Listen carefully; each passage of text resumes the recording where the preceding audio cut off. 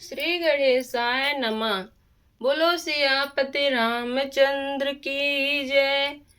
आज मैं बालकांड में शिव जी का विवाह सुनाने जा रही हूँ। अतः आप सभी ध्यान पूर्वक सुनिए। आइए सुनते हैं हम रामायण की चौपाई। नाथ उमा मम प्राण संग्रह किंकरी करे हो, क्षम्यो सकल अपराध अब होई प्रसन्न बरुदेव। हे नाथ, ये उमा मुझे प्राणों के समान प्यारी हैं। आप इन्हें अपने घर की टहलनी बनाइएगा और इनके सब अपराधों को क्षमा करते रहिएगा। अब प्रसन्न होकर मुझे यही वर दीजिए। बहुविधि शंभु सासु समझाई, गवनी भवन चरण सिरुनाई। जननी उमा बोली तब लीनी, लय उछंग सुंदर सिख दीनी। शिव जी ने बहुत तरह से अपनी सास को समझाया। तब वे शिव जी के चरणों में सिर नवाकर घर गईं। फिर माता पार्वती ने बुला लिया और गोद में बिठाकर माँ ये सुंदर सीख दे रही हैं। करे हूँ सदा शंकर पद पूजा, नारी धर्मपति देव न दूजा। वचन कहते भरे लोचन बारी, बहुरी लाई और लीनी कुमारी। हे पार्वती, तू सदा शिव जी के चरणों की पूजा करना। नारियों का यही धर्म है। उनके लिए पति ही देवता है और कोई देवता नहीं होता है। इस प्रकार की बातें कहते कहते उनकी आंखों में आंसू भर आए और उन्होंने अपनी पार्वती को अपनी छाती से चिपटा लिया। कत विधि सृजी नारी जग माही, पराधीन सपने हूँ सुख नाही। भयति प्रेम विकल महतारी, धीरजु कीन कुसुमय विचारी। फिर बोली कि विधाता ने जगत में स्त्री जाति को क्यों पैदा किया है। पराधीन को सपने में भी सुख नहीं मिलता है। यूं कहती हुई माता प्रेम में अत्यंत विकल हो गईं, परंतु कुसुमय जानकर उन्होंने धीरज धरा और उन्होंने कुछ नहीं कहा। पुण्य पुण्य मिलते परती गही चरना, परम प्रेम कछु जाई न बरना। सब नारिन मिली भेटी भवानी, जाई जनन उर पुण्य लपेटानी। मैना माँ बार बार मिलती हैं और पार्वती जी के चरणों को पकड़कर गिर पड़ती हैं। बड़ा ही प्रेम है, इसमें कुछ वर्णन नहीं किया जा सकता है।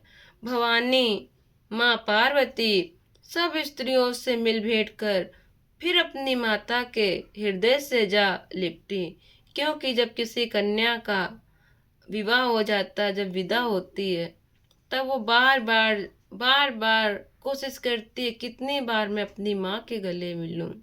और जाते जाते वो अपने उन गलियों को निहारती जाती है। कुछ इसी तरह हमारी पार्वती माँ भी कर रही हैं। जननी बहुर मिली चली, उचित आशीष सब काहू दई। फिर बिलोकति मातु तन, सब सखी लै स्यु पही गई। जाचक सकल संतोषि शंकर, उमा सहित भवन चले। सब अमर हर से सुमन, बरस निशान नभ बाजे भले। पार्वती जी माँ मैना से मिलकर चली। सभी किसी ने उन्हें योग्य आशीर्वाद दिए। पार्वती जी फिर कर माता की ओर देखती जाती हैं। तब सखियां उन्हें शिव जी के पास ले गईं। महादेव जी सब याचकों को संतुष्ट कर पार्वती जी को अपने साथ लेकर कैलाश की ओर चल दिए।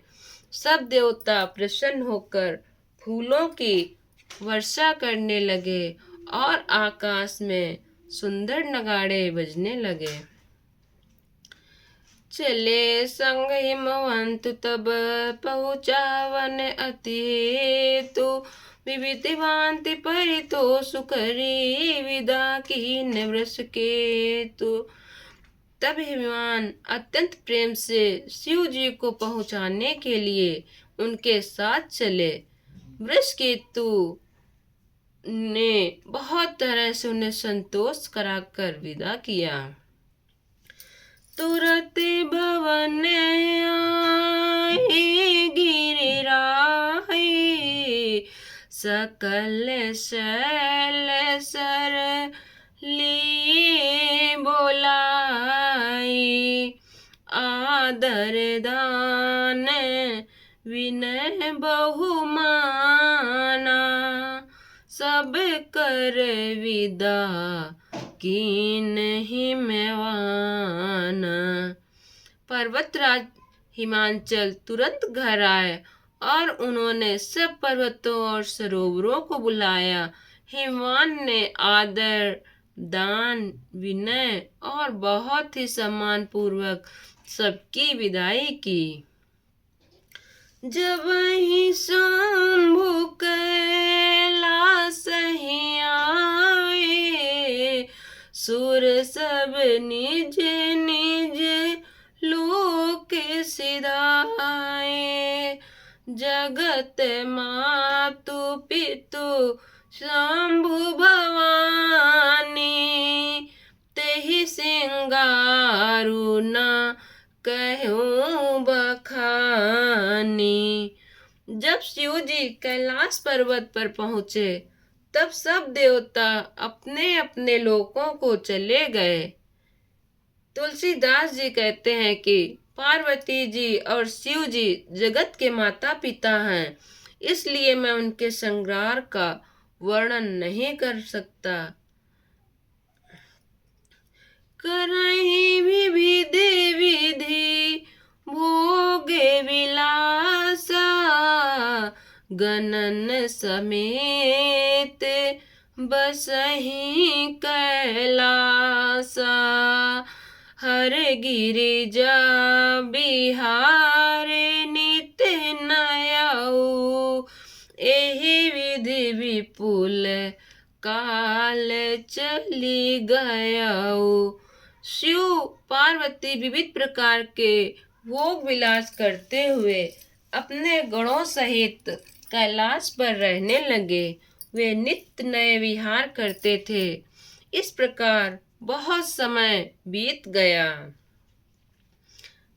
जब जन्म्यु षट बदन कुमारा, तारकु असुर समरे जे मारा।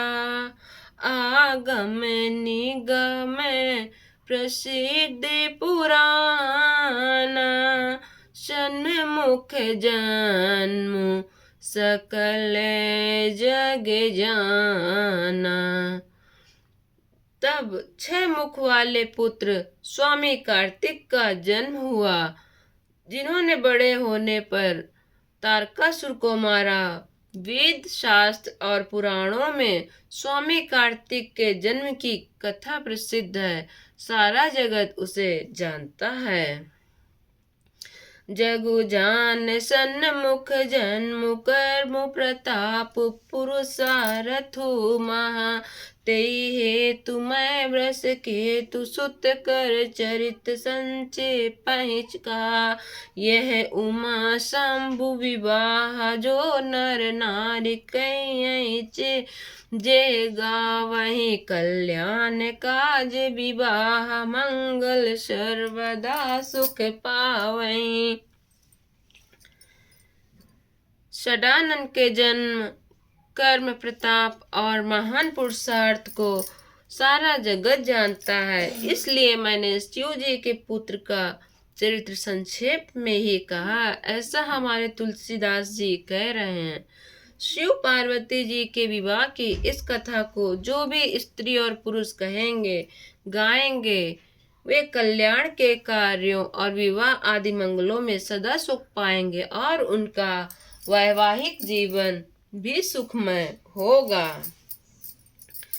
चरित सिंधु गिरे जा रमन वेद न पावहि पारु बरने तुलसीदास किमि अतिमति मंद गवारु। गिरजापति महादेव जी का चरित्र समुद्र के समान अपार है, जिसका कोई पार वेद भी नहीं कर पाते। तब अत्यंत मंद बुद्धि और गंवार तुलसीदास का वर्णन उसका कैसे कर सकते हैं। ऐसा हमारे तुलसीदास जी कह रहे हैं कि मैं शिव जी का वर्णन कैसे कर सकता हूँ, मैं तो अत्यंत मंद बुद्धि हूँ, गंवार हूँ। इतने श्रेष्ठ होते हुए भी तुलसीदास जी ने अपने आप को ऐसी बात कही है। तो हम मनुष्यों को तो थोड़ा सा ज्ञान आ जाता है तो अहंकार आ जाता है, इसलिए थोड़े से ज्ञान में आपको कभी अहंकार नहीं करना चाहिए। हमेशा यही सोचना चाहिए हमारे जीवन में जो भी बुद्धि ज्ञान का प्रकाश है वो सब कुछ हमारे विधाता का दिया हुआ है। शंभु चरित सुनी सरस सुहावा भरद्वाज मुनि अति सुख पावा। बहुलाल सा कथा पर बाड़ी नैनन नीरू रोमावली ठाड़ी। शिव जी के रसीले और सुहावने चरित्र को सुनकर मुनि भरद्वाज जी ने बहुत ही सुख पाया। कथा सुनने की उनकी लालसा बहुत बढ़ गई और उनके नेत्रों में जल भर आया। हृदय रोम रोम हो उठा और हृदय में करुणा जागृत हो गई। प्रेम विवश मुख आओ न बानी दशा देखी हर से मुनि ज्ञानी। अहो धन्य तब जन्म मुनीसा तुम ही प्राण सम प्रिय गौरीसा। वे प्रेम में मुग्ध हो गए, मुख से वाणी नहीं निकलती। उनकी ये दशा देखकर ज्ञानी मुनि याज्ञवल्क्य ने बहुत प्रसन्न होते हुए कहा, हे मुनीश, आहा तुम्हारा जन्म धन्य है। तुमको गौरीपति शिव जी प्राणों के समान प्रिय हैं। मैं इसका क्या ही वर्णन करूं। शिव पद कमल जिनहि रति नाही राम ही ते सपेने न सुहाई। बिनु छल विश्व नाथ पद नेहूँ राम भगत कर लक्षण हो। शिव जी के चरणों में कमलों की भांति जिनकी प्रीति नहीं है वे श्री रामचंद्र जी को स्वप्न में भी अच्छे नहीं लगते हैं।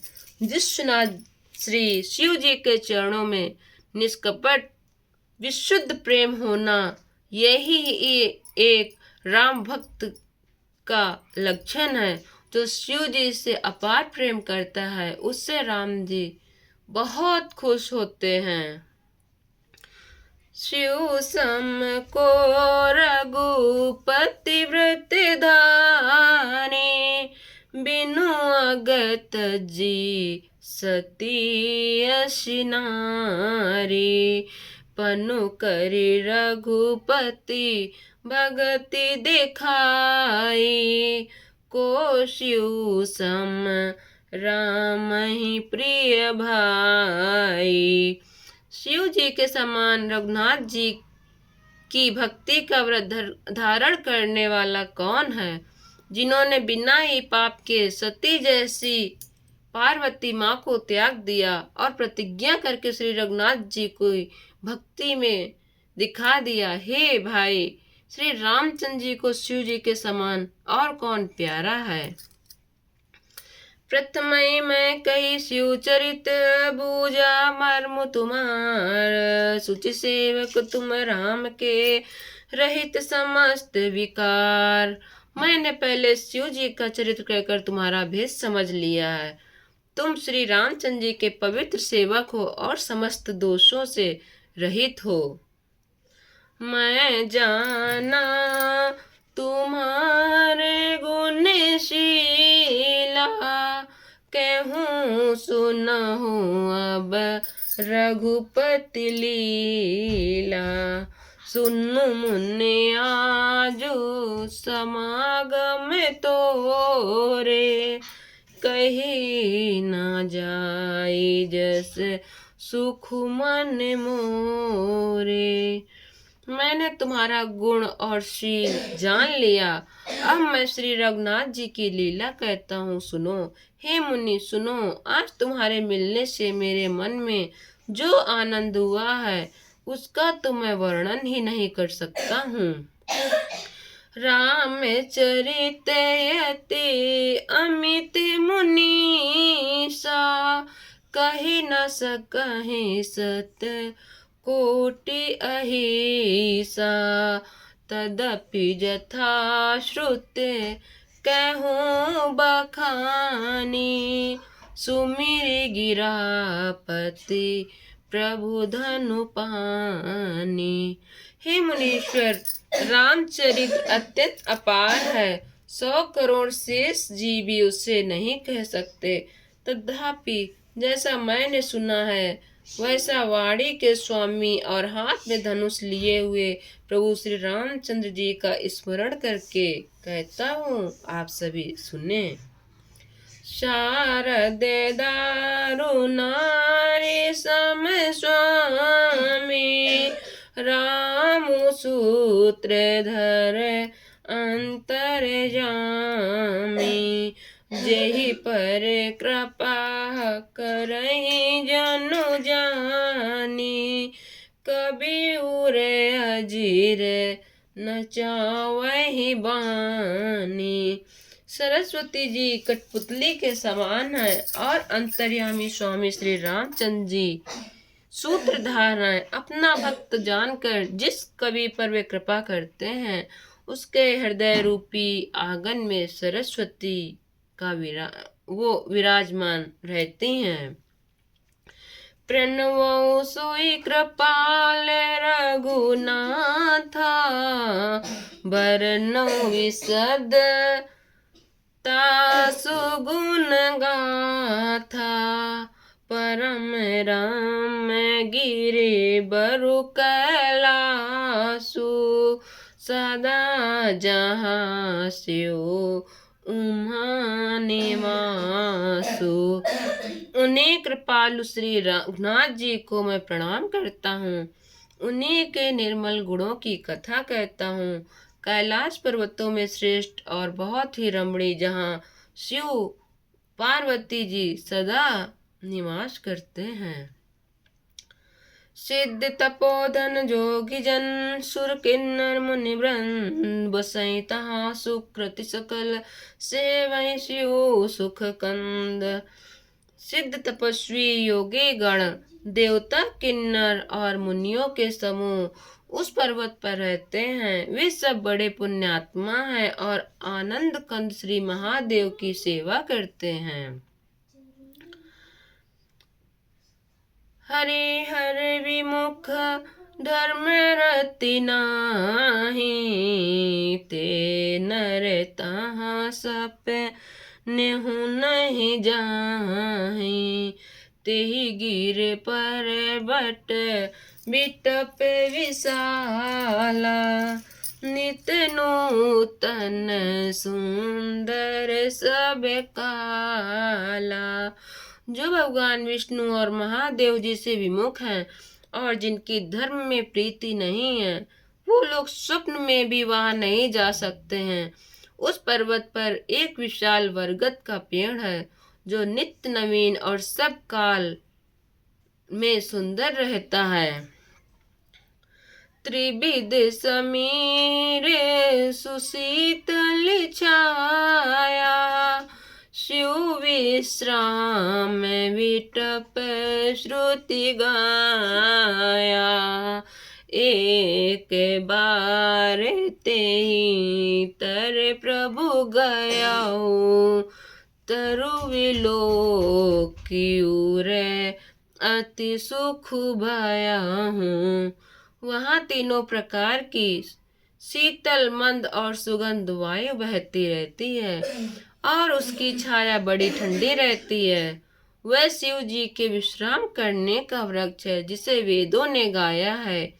एक बार प्रभु श्री शिव जी उस वृक्ष के नीचे गए और उसे देखकर शिव जी के हृदय में अपार आनंद प्राप्त हुआ। निज कर डासी नागरी पुछाला, बैठे सहजहि शंभु कृपाला। कुंद इंदुदर गौर शरीरा, भुज प्रलंब परि धन मुनि चीरा।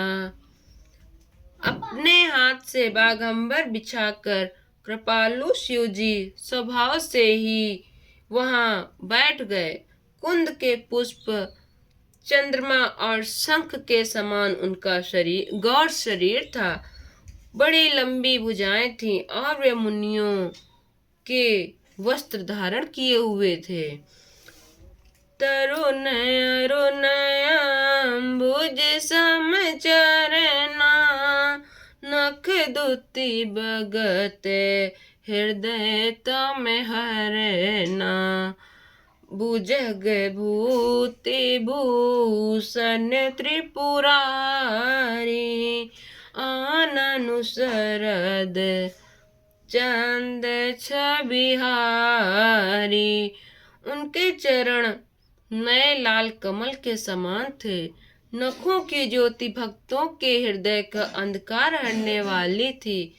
सांप और भस्म ही उनके आभूषण थे और उन त्रिपुरासुर के शत्रु शिव जी का मुख शरद पूर्णिमा के चंद्रमा की समान शोभा को हरने वाला था।